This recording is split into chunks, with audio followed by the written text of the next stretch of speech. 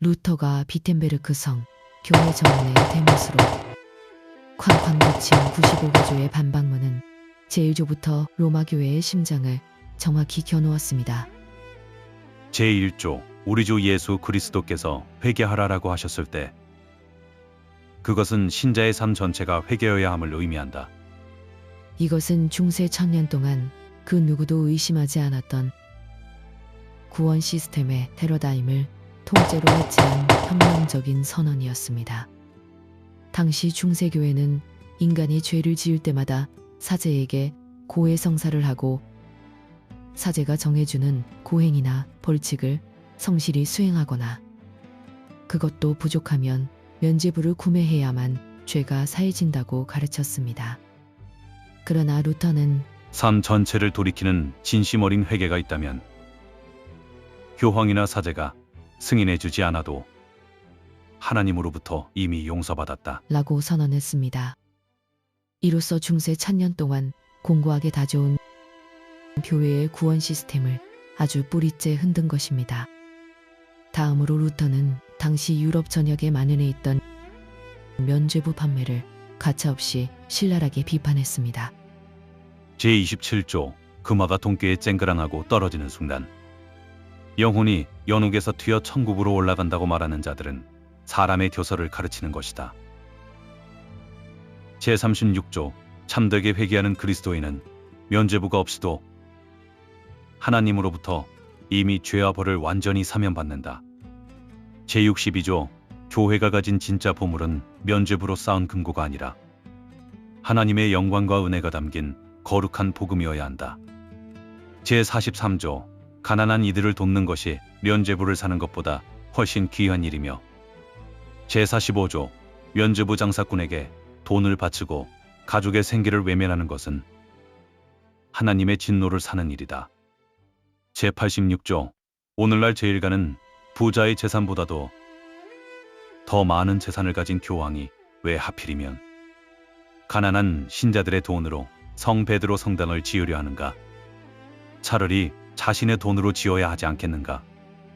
사실 루터가 비텐베르크 교회 정문에 처음 반박문을 붙였을 때만 해도 학자들끼리의 차분한 학술 토론을 기대했습니다. 그 교회 정문은 당시 대학 게시판 역할을 했기 때문에 거기 붙여두면 교수들이 모두 보게 되어 있었습니다. 그래서 당시 학계의 공식 언어인 라틴어로 95개조를 정성껏 썼던 것입니다.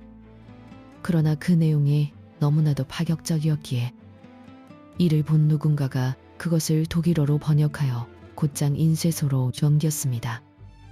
마침 루터가 태어나기 60년 전 구텐베르크가 금속 활자를 발명한 이후 독일의 인쇄술은 비약적으로 발전하고 있었습니다. 구텐베르크 이후 50년 만에 인쇄된 책이 그 이전 1000년 동안 손으로 일일이 베껴 쓴 책보다 더 많았을 정도였습니다. 이 경이로운 기술은 루터가 등장하기까지 약 60년 동안 서서히 유럽의 지식 보급 체계를 완전히 바꿔놓고 있었습니다.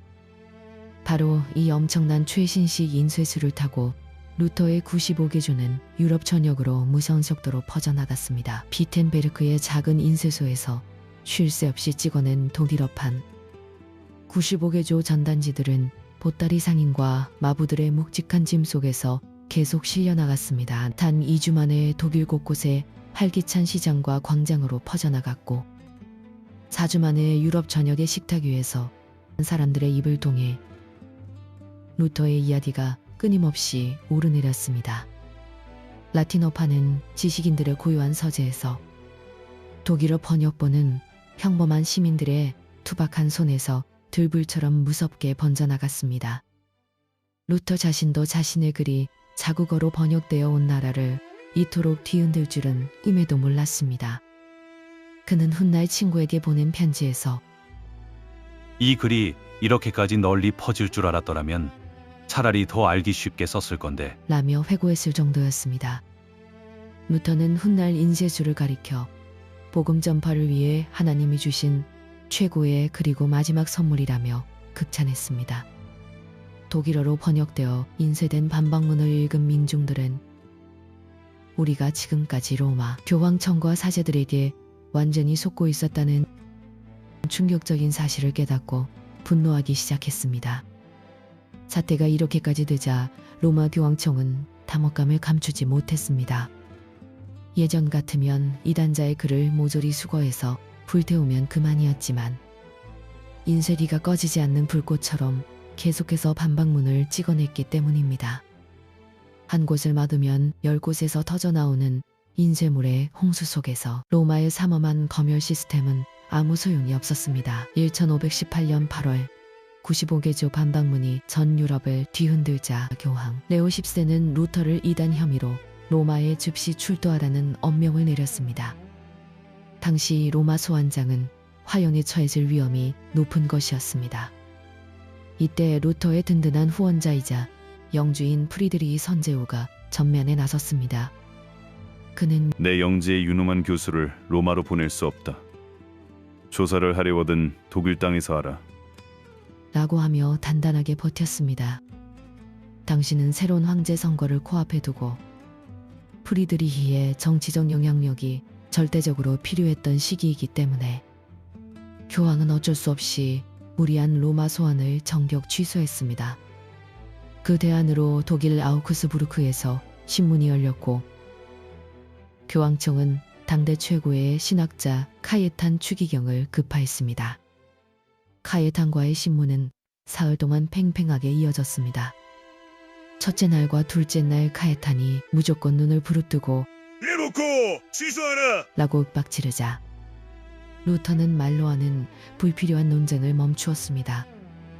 대신 밤새워 반박서를 정성껏 써서 다음날 아침 추기경의 책상 위에 놓고 문서를 가리키면서 단호하게 말했습니다. 교황의 권위보다 성경의 권위가 훨씬 높습니다. 내 주장이 틀렸다는 명확한 성경적 근거를 이 문서 위에 똑똑히 대십시오. 그렇지 않다면 난 단 한 글자도 취소할 수 없습니다.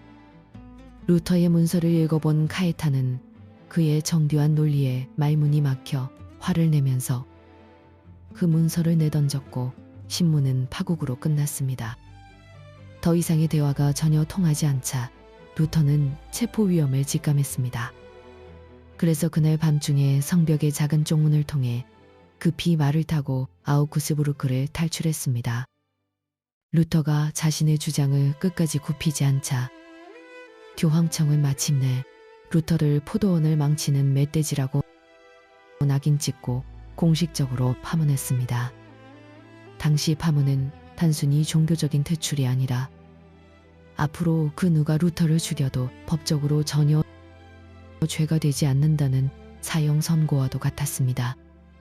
파문장을 받은 루터는 60일간의 유예 기간이 모두 만료되는 1520년 12월 10일 아침 9시 비텐베르크 성문 앞 광장으로 당당히 나갔습니다. 그곳에는 이미 수많은 대학 동료 교수들과 혈기왕성한 학생들이 불을 피워놓고 루터를 기다리고 있었습니다. 루터는 뜨거운 불길 앞으로 거침없이 걸어가 교황이 보낸 파문 위협 교서를 불 속으로 사정없이 던져버렸습니다.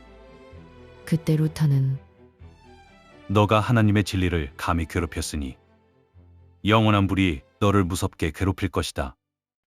라고 하며 크게 외쳤다고 합니다. 파문장을 불 속에 통쾌하게 던지고 나서 몇 시간 뒤 루터는 절친한 동료 스팔라틴에게 마치 승전보를 전하듯 흥분된 편지를 보냅니다. 오늘 아침 9시 비텐베르크 성문 앞에서 교황의 교서와 가톨릭 교회법 책들을 시원하게 불살라 버렸네. 이제 진짜 싸움이 시작되었네. 파문 이후 루터는 이제 더 이상 교회법의 그 어떤 보호도 받지 못하는 사람이 되었습니다. 진짜로 그 누가 길에서 그를 죽여도 아무런 죄가 되지 않았습니다. 이 때문에 루터는 매일 밤 누군가 어둠 속에서 자신을 암살하러 오지 않을까 하는 극한의 공포 속에서 간신히 잠을 청해야 했습니다. 이제 루터 문제는 종교계에서 정치계의 최고 수장인 황제에게로 넘어갔습니다. 1521년 4월 신성 로마 제국의 젊은 황제 카아로세는 루터를 보름스 제국의회로 공식 소환했습니다. 동호들은 루터에게 절대 가면 안 됩니다. 황제의 안전보장 증서는 새빨간 사기입니다. 라고 말했습니다. 보름스의 성문 안으로 발을 디디는 순간 당신은 100년 전의 얀 후스처럼 산채로 불타 죽는 화영대의 비참한 재물이 될 것입니다. 보름스는 단연코 당신의 무덤이 될 것입니다. 라며 아주 간곡하게 만류하였습니다. 동료들이 그토록 만류한 것도 다 그럴 만한 것이 루터보다 딱 100년 전 체코의 위대한 종교개혁가 얀 후스 역시 가톨릭 교회의 부패를 날카롭게 비판하다가 콘스탄츠 공의회에 소환된 적이 있었습니다. 당시 황제와 교황은 후스에게 안전보장 증서를 직접 써주며 절대 머리카락 하나 건드리지 않고 말할 기회를 충분히 주겠다라고 달콤하게 약속했습니다. 하지만 그가 청문회장에 도착하자마자 가톨릭 교회는 그를 즉시 체포하여 산채로 장작불에 태워 죽이는 끔찍한 화형식을 자행했습니다.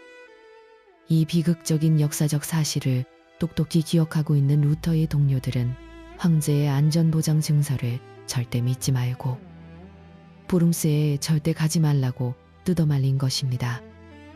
그러나 루터는 보름스의 기왓장만큼이나 많은 마귀가 우글거릴지라도 나는 당당하게 가겠다. 라고 하며 떨치고 나섰습니다.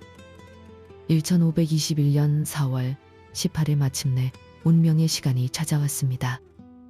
전 유럽의 최고 권력자들이 의회 장내에 빽빽하게 모여 마른 침을 삼키며 숨을 죽인 자리였습니다. 황제 카를 5세는 저 높은 보좌에서 매서운 눈빛으로 아래에 선 루터를 차갑게 내려다보고 있었습니다. 청문회장 한가운데 놓인 탁자 위에는 루터가 지금까지 쓴 수많은 책들이 높이 쌓여 있었습니다. 황제의 대변인이었던 에크가 자리에 선 루터에게 딱 2가지만 날카롭게 물었습니다. 첫째, 여기 쌓인 책들이 전부 내가 직접 쓴 것이 맞느냐? 둘째, 그렇다면 이 책에 적힌 너의 주장과 잘못된 오류들을 지금 이 자리에서 철회할 용의가 있느냐? 첫 번째 질문에는 루터가 내가 쓴 게 맞다라고 다소 작은 목소리로 대답했습니다.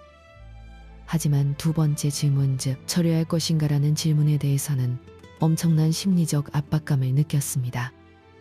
주변을 둘러보니 전 유럽의 막강한 권력자들이 자신을 당장 죽일 듯이 무섭게 노려보고 있었고, 까딱 잘못 말했다가는 100년 전 얀 후스처럼 곧바로 화형대로 끌려갈 판이었습니다. 그 거대한 중압감 속에서 루터는 목소리를 한껏 낮추어 황제와 청문회장에 이렇게 말했습니다. 두 번째 질문은 영혼의 구원과 하나님의 말씀에 관한 너무나도 중대하고 거룩한 문제입니다. 제가 자칫 경솔하게 대답하여 성경의 진리를 배반하는 무서운 죄를 짓지 않도록 제게 영적으로 깊이 생각하고 간절히 기도할 소중한 시간을 허락해 주십시오. 당시 20살의 젊은 황제 카를 5세는 루터가 완전히 겁을 먹고 항복하려는 줄 알고 속으로 비웃으며 딱 24시간 내일 이 시간까지만 시간을 주겠다며 일단 퇴장을 허락했습니다. 비텐베르크의 동료들은 루터가 중압감에 완전히 무너진 줄 알고 깊은 절망에 빠졌고, 루터 역시 그날 밤 숙소에서 사탄의 교활한 유혹과 죽음의 공포에 극심하게 짓눌려 침대를 붙잡고 피눈물을 흘리며 밤새 간절히 기도했습니다. 하나님, 저들의 날카로운 칼날이 너무나도 두렵습니다. 하지만 주의 거룩한 말씀을 배반할 수는 없습니다. 저를 붙잡아 주소서. 그리고 다음날 다시 청문회장에 당당하게 나타난 루터는 어제처럼 머뭇거리던 나약한 사제가 결코 아니었습니다. 밤새 밀려오는 공포를 완벽하게 이겨내고 거대한 바위처럼 단단해진 목소리로 청문회장을 향해 선언했습니다. 성경의 명백한 증거와 합리적인 이성에 의해 저의 오류가 증명되지 않는 한 저는 교황이나 공의회의 권위를 인정할 수 없습니다. 그들은 서로 모순되는 잘못을 역사 속에서 수없이 저질러 왔기 때문입니다. 나의 양심은 하나님의 말씀에 꽁꽁 사로잡혀 있습니다. 양심을 거스르는 것은 안전하지도 않고 의롭지도 않기에 나는 그 어떤 것도 철회할 수 없으며 하지도 않을 것입니다. 이어서 루터는 오른손을 높이 치켜들고 마지막으로 외쳤습니다. 하나님, 제가 여기 서 있나이다. 저는 달리 어찌할 수 없나이다. 저를 도우소서. 아멘. 히어슈테이히 이히 칸 니히트 안데어스 곧 헬페미어. 아멘. 루터의 위대한 선언이 끝나자마자 청문회장은 순식간에 아수라장으로 변해버렸습니다. 황제의 친히 되었던 스페인 병사들은 루터를 매섭게 향해 불태워라! 저 야만인을 당장 화형대로 보내라! 라고 하면서 흥분하여 사납게 소리쳤고, 가톨릭 추기경들은 황제에게 당장 루터를 체포하라며 거세게 압박했습니다. 그 반면 루터를 진심으로 응원하러 청문회장에 미리 들어와 있던 독일 지식인들과 일부 양심적인 제후들은 루터 만세, 복음 만세를 목 놓아 외치며 루터를 자신들의 몸으로 단단히 감싸 안았습니다. 당시 황제는 독일인들이 영웅으로 생각하는 루터를 독일 땅에서 얀 후스처럼 즉각 체포하여 화형시키면 분노한 독일 영주들이 집단 반란을 일으킬 것 같아 두려웠습니다. 그래서 자신이 끊어준 안전보장 증서에 따라 약속은 약속이다. 루터에게 비텐베르크로 안전하게 돌아갈 충분한 시간을 주겠다. 라고 선언했습니다. 단 보름수를 떠나는 즉시 루터는 제국의 공공의 적이며 앞으로 그 누구든 그를 죽여도 무죄다라며 냉혹한 제국 추방령을 내렸습니다. 보름스 성문을 나서서 깊은 숲길을 지나가던 루터의 마차 앞에 갑자기 날카로운 칼을 든 괴한들이 들이닥쳤습니다. 괴한들은 루터의 다급한 비명을 뒤로 한 채 그를 마차에서 거칠게 잡아채어 어두운 숲속으로 순식간에 사라졌습니다. 이 소식을 들은 사람들은 가톨릭 교회가 결국 루터를 야비하게 납치해 죽였다라며 거대한 충격에 빠졌습니다.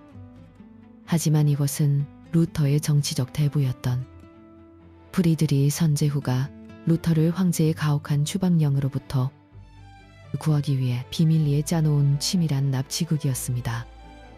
납치된 루터가 어둠을 뚫고 비밀리에 안전하게 도착한 곳은 바로 숲속 깊은 곳에 있는 바르트부르크 성이었습니다. 여기서 그는 철저하게 다른 사람으로 변장하고 지냈습니다. 그가 살아있다는 생존 사실이 세상에 조금이라도 알려지면 언제 어디서 비참하게 살해될지 몰랐기 때문입니다. 이제 그의 이름은 마르틴 루터가 아니라 융커 웨르크였습니다. 그리고 정수리를 둥글게 깎았던 신부의 흔적은 긴 머리와 거친 턱수염을 덥수룩하게 길러 완전히 위장했고 칙칙한 사제복 대신 화려한 귀족의 옷을 입고 허리에는 기사의 칼을 찼습니다.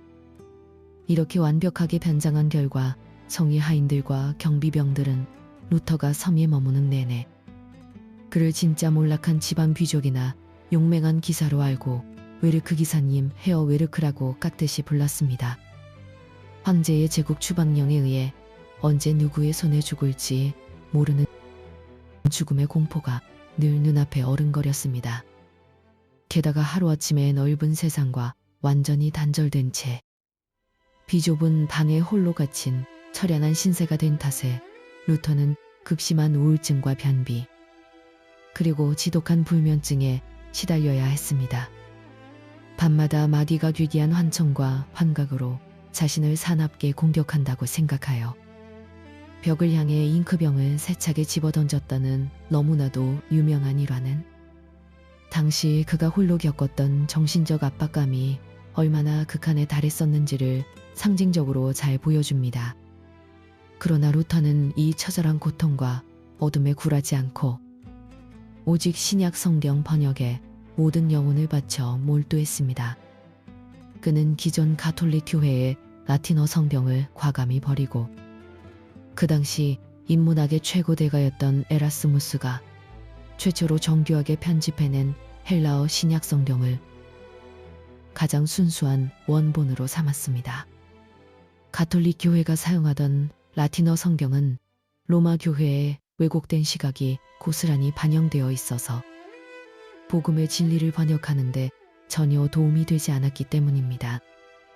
실제로 루터는 오리지널 헬라어 성경에는 베디아라가 단순한 종교의식이 아니라 마음을 바꾸다라는 너무나도 숭고한 뜻으로 되어 있다는 사실을 발견했습니다. 반면 가톨리교회의 라틴어 성경에서는 회개하라를 고행을 하라라거나 보소, 지읒죄 불의를 하라라고 아주 심각하게 잘못 번역하여 그동안 고해 성사와 타락한 면죄부 판매의 근거가 되었다는 놀라운 사실을 발견한 것입니다. 이것이 바로 앞서 보았던 95개조 반박문 제1조가 탄생하게 된 결정적인 신학적 배경이기도 합니다. 루터는 책상 앞 서재에만 갇혀있지 않고 시장에 친근한 어머니들과 밭을 열심히 갈던 농부들, 그리고 거리에서 활기차게 뛰어노는 아이들이 일상에서 실제로 사용하는 가장 생생한 독일어로 신약 성경을 정성껏 번역했습니다.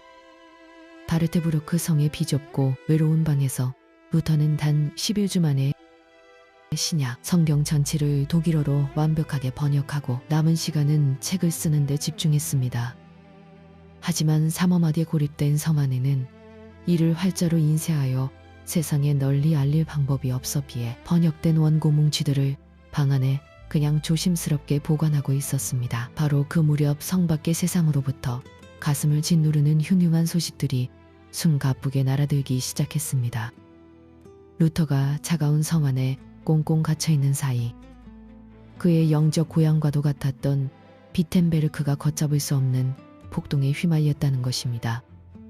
과거 루터의 동료였던 안드레아스 칼슈타트와 과교파 신학자들이 이 성을 잃고 무지한 민중들을 선동하여 성경에도 없는 가톨릭의 잔재를 이번 기회에 다 부수자며 성당에 난입해 제단을 마구 부수고 성상을 불태웠으며 신부들을 무차별 폭행하는 극단적인 폭동을 일으켰다는 소식이 루터의 귀에 생생히 들려왔습니다. 이 처참한 소식을 들은 루터는 통탄했습니다.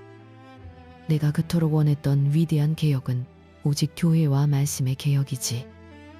이런 피비린내 나는 잔인한 폭력과 무자비한 파괴가 결코 아니다. 루터는 번역된 신약 성경 원고 뭉치를 소중하게 가슴에 꼭 품고 마차에 급히 올랐습니다.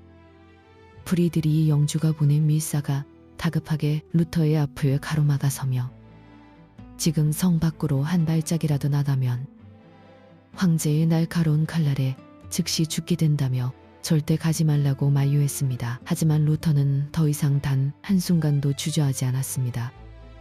칼과 도끼로 붉게 얼룩진 저 잔인한 폭동을 오직 하나님의 살아있는 성경 말씀으로 정당하게 바로잡아야만 했기 때문입니다. 1522년 3월 루터는 10개월 동안 꽁꽁 숨어 지내던 바르트부르크 성을 당당하게 나왔습니다. 턱수염을 덥수룩하게 기른 외르크 기사 루터. 그는 검은 사제복을 입고 3월 9일 사순절 첫 번째 주일 아침, 이른바 인복 하비트 주일 비텐베르그 성당 강단에 예고도 없이 나타났습니다. 사람들은 깜짝 놀랐습니다. 왜냐하면 루터는 괴한들에게 납치되어 오래전에 죽은 줄로 알았기 때문입니다.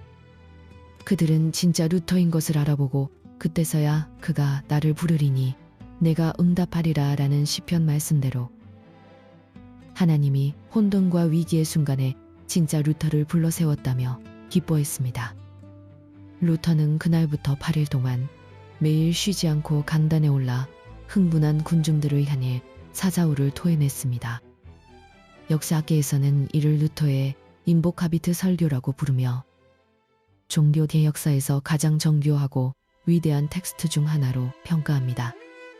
그는 먼저 가톨릭의 잔재를 닥치는 대로 부순 군중들을 향해 너희가 지금 하는 짓은 가톨릭이 개신교를 잔인하게 탄압할 때 쓰는 야만적인 강요와 다를 바가 전혀 없다며 호되게 꾸짖었습니다.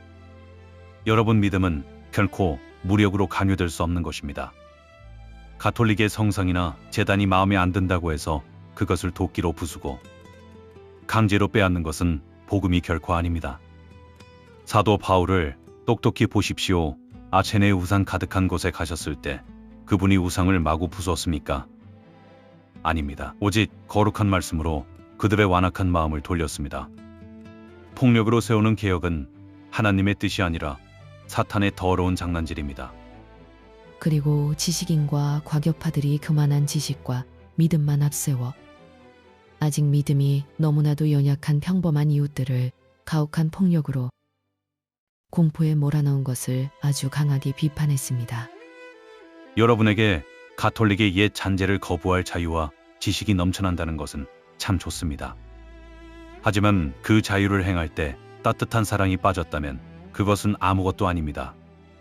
아직 옛 전통에 익숙하고 믿음이 연약한 우리의 이웃, 형제들이 여러분의 폭력적인 행동을 보고 깊이 상처받고 실족한다면 그 무거운 책임은 과연 누가 질 것입니까? 기독교인의 참된 자유는 이웃을 윽박지르는 무서운 무기가 아니라 연약한 자를 기꺼이 품어주는 사랑이어야 합니다. 또한 그는 자신이 위험한 성 안에서 번역 성경을 들고 온 진짜 이유를 밝히며 개혁의 진짜 주체는 인간의 날카로운 칼과 도끼가 아니라 오직 하나님의 말씀임을 엄숙히 선포했습니다. 내가 세상을 향해 95개조 반박문을 던지고 교황에 단단히 맞섰을 때 나는 그 어떤 폭력도 쓰지 않았습니다. 남은 그저 하나님의 말씀을 전하고 쓰고 설교했을 뿐 그 외에는 아무것도 하지 않았습니다. 그리고 내가 잠을 자거나 친구 멜란히톤과 암스도르프와 함께 비텐베르크 맥주를 마시는 동안 말씀은 교황의 힘을 아주 약하게 했습니다. 역사상 그 어떤 군주나 황제도 교황에게 이토록 큰 피해를 주지 못했습니다. 내가 한 것은 아무것도 없습니다. 오직 말씀이 모든 것을 행하고 성취하셨습니다. 말씀이 스스로 위대하게 일하게 두십시오. 인간의 부질없는 칼을 거두고 하나님의 말씀이 민중의 마음을 스스로 변화시키도록 묵묵히 기다리십시오. 지옥 같았던 폭동의 불길은 루터가 쏟아낸 위대한 설교 덕분에 거짓말처럼 순식간에 사그라들었습니다. 혼란했던 도시를 아주 빠르게 안정시킨 루터는 이제 품에 소중히 안고온 그 위대한 무기인 신약 성경의 출판 작전에 본격적으로 돌입했습니다. 그는 먼저 헬라어에 정통한 그의 동료 멜라니톤과 석 달 동안 단어 하나 문장 하나를 두고 밤새워 치열하게 토론하며 교전했습니다. 아울러 당대 최고의 화가인 루카스 크아나흐는 석 달 동안 그를 전혀 모르는 가난한 민중들을 위해 성경의 삽입할 판화를 정성껏 새겼습니다. 교정과 판화가 모두 완성되자 은밀한 인쇄 작전에 들어갔습니다. 인쇄업자 메리오르 로터는 가톨릭 밀정들의 삼엄한 눈을 피하기 위해 인쇄기 3대를 동시에 비밀리에 가동했습니다.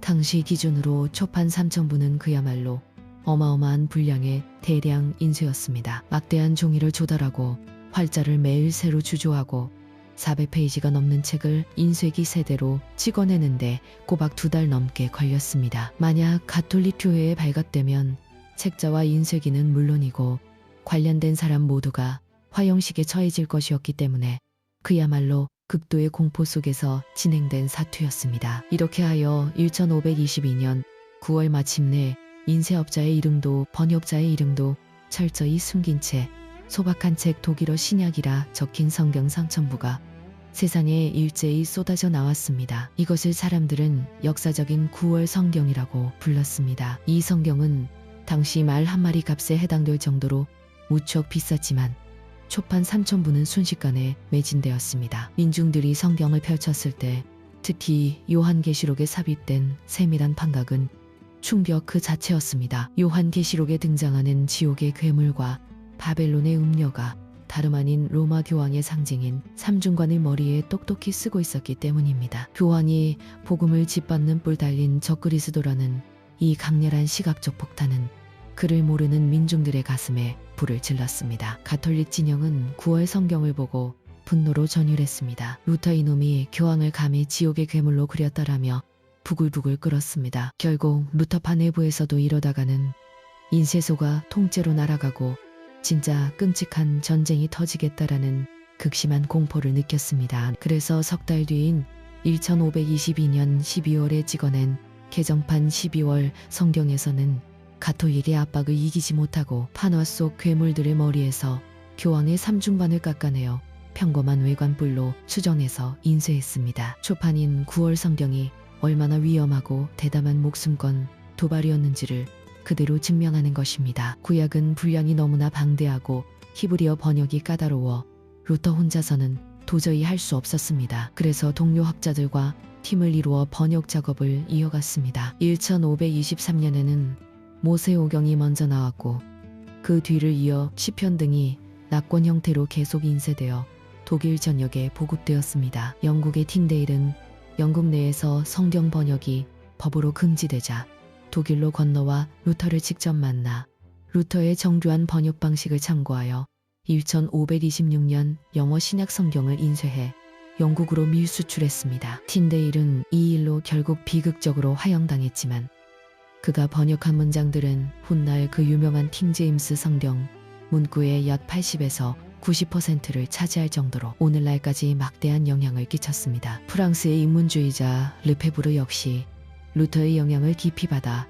1523년에 신약 성경을 1530년에 보야까지 포함한 프랑스어 완역 성경을 담당하게 출판했습니다. 이는 훗날 위대한 신학자 칼뱅의 신학적 토대가 되었으며 프랑스 개신교인 위그노 운동의 거대한 심장이 되었습니다. 루터가 번역한 신약 성경은 독일의 농민들과 자유도시민 수녀원, 심지어 영주들까지도 아주 거세게 뒤흔들었습니다. 루터의 저서와 성경을 읽고 눈을 뜬 수녀들의 청호통 속 탈출극과 부당한 착취에 맞선 농민들의 거대한 반발과 핏빛 전쟁, 그리고 영주들의 목숨을 건 아우크스부르크 제국의회의 저항, 그 거대한 변혁의 소용돌이 속에서 몸도 마음도 만신창이가 된 루터의 눈물겨운 구약 성경 번역 완성에 이르기까지 9월 성경이 독일 전역에 퍼진 이후 곳곳에서 터져나온 놀라운 이야기들은 대망의 제3부에서 본격적으로 펼쳐집니다. 긴 시간 시청해 주셔서 감사합니다. 구독, 좋아요, 댓글은 제작자에게 힘을 실어줍니다. 지금까지 루터의 위대한 여정을 함께한 써니 채널이었습니다.